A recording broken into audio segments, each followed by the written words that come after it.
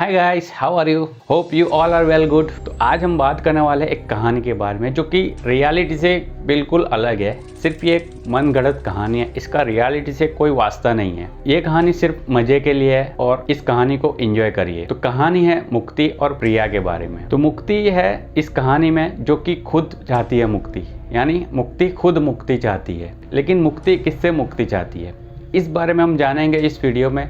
तो इस वीडियो को एंड तक जरूर देखें और अगर वीडियो का कोई भी पार्ट आपको अच्छा लगता है, आपको रुला देता है या आपको हंसाता है या तो आपको डराता है, तो प्लीज़ उस पार्ट के बारे में कमेंट में हमें ज़रूर बताइए। मैं प्रिया बहुत ही लाड प्यार में पली बड़ी हुई हूँ। मेरे पापा शहर के सबसे बड़े बिल्डर हैं। उनका बिहेवियर थोड़ा गुस्सेल है और पैसे का अभिमान इंसान को ज़्यादा अभिमानी बना देता है। पापा के कड़क स्वभाव के लिए मैं उनसे दूर ही रहती थी। उनकी मैं एक ही लड़की हूँ, इसलिए जो चाहिए वो मुझे मेरे मांगने से पहले मिल जाता था। बट मुझे पापा के पैसे का कोई अभिमान नहीं था। मैं मेरी बेस्ट फ्रेंड यानी मेरी माँ के साथ बहुत खुश थी। आज मेरी 10th एग्ज़ाम का रिज़ल्ट आने वाला था। वैसे तो मैं काफ़ी होशियार थी, तो मुझे रिज़ल्ट का कोई टेंशन नहीं था। बट मेरी मम्मी सुबह से मेरे पास होने के लिए पूजा पाठ करने लग गई थी। पापा से मैं ज़्यादा क्लोज नहीं थी, बट उनके दिल में जो मेरे लिए प्यार था वो मैं समझ सकती थी। पापा अचानक घर आए। जो इंसान अपने कपड़ों पे एक दाग सहन नहीं कर सकता, वो आज पूरा सीमेंट में नहा के आया हो ऐसा लग रहा था। शायद साइड से सीधा घर पे ही आए होंगे और बहुत ही गुस्से में दिख रहे थे। थोड़ी देर बाद फ्रेश होके वो मेरे पास आए और रिज़ल्ट का पूछने लगे। हम कंप्यूटर के पास जाके बैठ गए और रिज़ल्ट का वेट करने लगे। अचानक मेरी तबीयत खराब होने लगी और मेरा जिस्म अकड़ने लगा था। मैं कंप्यूटर के सामने थी, बट मुझे कुछ दिखाई नहीं दे रहा था। मैंने मॉम को बताया, बट मॉम को लगा कि मुझे रिज़ल्ट का टेंशन है। मैं अपने बेड पे सो गई। जब उठी तब मॉम ने बताया कि मैं पास हो गई हूँ। मैं बहुत ही खुश हो गई और पापा ने शाम को पार्टी का प्रोग्राम रख दिया। बट अंदर से मुझे कुछ अलग ही फील हो रहा था, बट मैंने ज़्यादा ध्यान नहीं दिया। शाम को हमारा घर लाइट और फ्लावर से डेकोरेट हो गया था। मेहमान आने लगे और मैं भी अच्छे से तैयार हो गई थी। बट फिर अचानक मेरी तबीयत में कुछ गड़बड़ लगी। मैं ज़्यादा ध्यान नहीं दिया और पार्टी एंजॉय करने लगी अपने फ्रेंड्स के साथ। फिर अचानक जैसे मैं एक स्टैच्यू बन गई और मेरा पूरा जिस्म खींचाने लगा। मैं अपना होश खोने लगी थी और क्या कर रही हूँ मुझे कुछ समझ नहीं आ रहा था। पापा के सामने कभी मजाक भी नहीं किया, बट पता नहीं आज क्यों पापा के सामने गुस्सा होने लगी और मेरी आंखें लाल हो गई थी। थोड़ी देर में ही मेरी आंखें बंद हो गई और मैं नीचे गिर गई। सुबह मेरी आंख खुली, मैं अपने रूम में थी। मेरी मॉम मेरे पास बैठी थी। मैंने मेरी मॉम को बताया जो मुझे फील हो रहा था और वो डॉक्टर को बुला के आए, बट डॉक्टर भी सही इलाज नहीं कर सके और मेरी तबीयत और ज़्यादा ख़राब रहने लगी। बहुत सारे डॉक्टर बदले लेकिन कोई फ़र्क नहीं पड़ा। अब मॉम डैड टेंशन में रहने लगे थे। डॉक्टर के कहने के हिसाब से हमें बाहर गांव जाने का प्लान बनाया ताकि थोड़ा माहौल चेंज हो सके। मेरा कोई मूड नहीं था, बट फिर भी मैंने मना नहीं किया। हम सब सामान पैक करके निकलने लगे। तभी अचानक मेरी तबीयत खराब हो गई और मेरा जिस्म फिर से खींचाने लगा। पापा मेरी हेल्प करने के लिए मेरे नज़दीक आए, बट पता नहीं क्यों मैंने पापा को धक्का मार कर गिरा दिया। पापा कुछ समझ नहीं सके। मम्मी और घर के नौकरों ने मुझे पकड़ ली, बट मैं तो आज पापा को छोड़ना ही नहीं मांगती थी। फिर अचानक मैं बेहोश हो गई और जब होश आया तो मम्मी मेरे पास थी। पापा मेरे से दूर खड़े थे और उनकी आंखों में अपने लिए डर देख रही थी। मैंने धीरे से कहा, सॉरी पापा। तभी पापा मेरे नज़दीक आए और मुझे गले लगा लिया। पता नहीं पापा मुझे क्या हुआ है, मैं खुद पे कंट्रोल नहीं कर पाती। मुझे माफ़ कर दो। मेरे शब्द अभी ख़त्म ही नहीं हुए थे कि मैंने पापा को एक धक्का मार कर गिरा दिया। पापा सीधा दीवार पे जाके टकराए। फिर मेरी आंखें लाल हो गई और जिस्म अकड़ने लगा और मैं पापा की ओर बढ़ने लगी।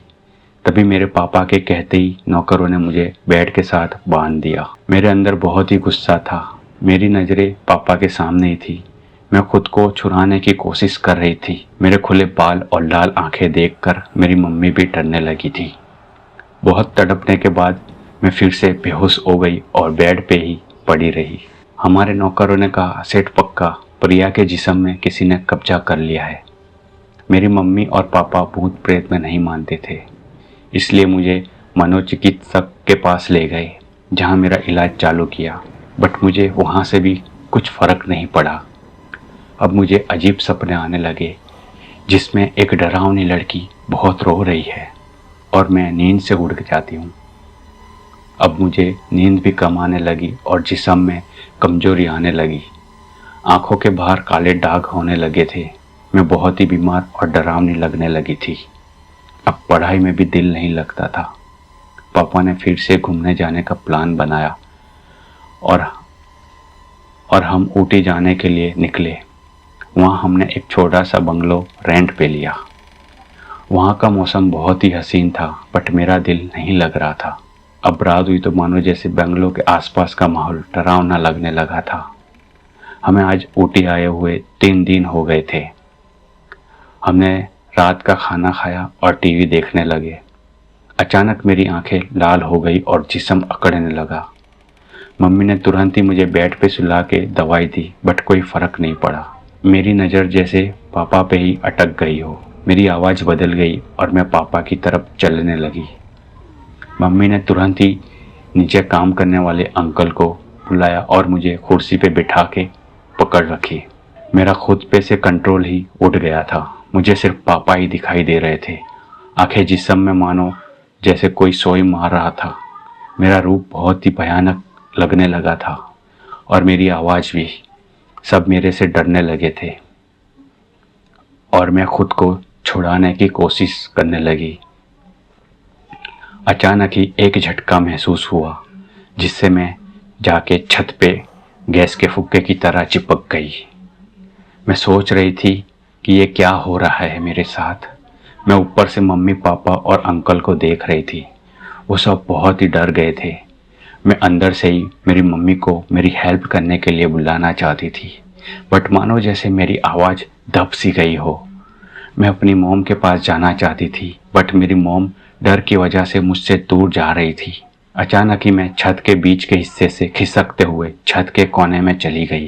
रूम में सबकी चीख निकल गई। मैं अब कोई अनजानी शक्ति के काबू में थी। मैं कुछ करूं इससे पहले मम्मी ने रोते हुए हाथ जोड़ते हुए कहा, कौन है तू? मेरी बेटी को छोड़ दे। तुझे क्या चाहिए? क्यों उसके पीछे है? मैं अचानक ही छत से नीचे गिरी।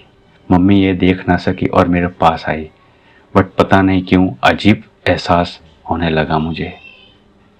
मम्मी की आंखों में डर देख सकती थी और फिर से मम्मी ने सवाल किया, कौन है तू? अभी भी कोई और ही कंट्रोल कर रहा था। एक आवाज़ आती है, मुक्ति। अचानक पापा के चेहरे का रंग उड़ गया। मम्मी ने फिर से पूछा, क्या चाहिए तुझे? जवाब आया, बदला। और पापा के सामने मुक्ति बहुत ही गुस्से में देख रही थी। अचानक से पापा के सामने आगे बढ़ते हुए बोली, याद है ना सेठ, मैं मुक्ति। मेरी माँ जो तुम्हारे यहाँ बन रहे बिल्डिंग में काम करती थी, उसने तुमसे 1000 रुपये लिए थे और वक्त पे वापस ना कर सकी। बहुत ही जोर से मुक्ति ने बोला, याद है ना सेठ? पापा सर हिलाते हुए बोले, हाँ याद है। मुक्ति मेरी माँ के सामने देख के बोली, वो 1000 रुपये वसूल करने के लिए मेरी माँ को मुझे काम पे लगाने के लिए दबाव करने लगे थे। मेरी माँ ने मुझे स्कूल से उठा लिया और रोज़ काम पे ले जाने लगी। मैं सिर्फ 12 साल की थी। मैं छोटे हाथों से ईंट, पत्थर, सीमेंट सब का वजन नहीं उठा सकती थी। मैं एक दिन बिल्डिंग की 18वीं मंजिल पे काम कर रही थी। मेरे सर पे सीमेंट की ताज़ी बनी हुई माल लेके कांपते हुए पैर चल रही थी। क्योंकि सेठ भी वहीं थे, इसलिए मैं थोड़ी डरी हुई थी। तभी अचानक मेरे पैर में पत्थर आया। मैं अपना कंट्रोल खो दिया और सीमेंट सब सेठ के ऊपर गिर गई। उनको इतना गुस्सा आया कि उन्होंने एक जोर का थप्पड़ मुझे मारा और देखते ही देखते मैं 18वीं मंजिल से नीचे गिर गई और मेरी आंखें मेरी माँ को ढूंढ रही थी। मेरी रूह जैसे आसमान में उड़ने लगी। मेरा जिस्म अभी तक वहीं पड़ा था, लेकिन मेरी रूह सब देख रही थी। बहुत ही आसानी से सेठ के लोगों ने मेरे जिस्म को दफना दिया। मेरी रूह मेरी माँ के आसपास गई।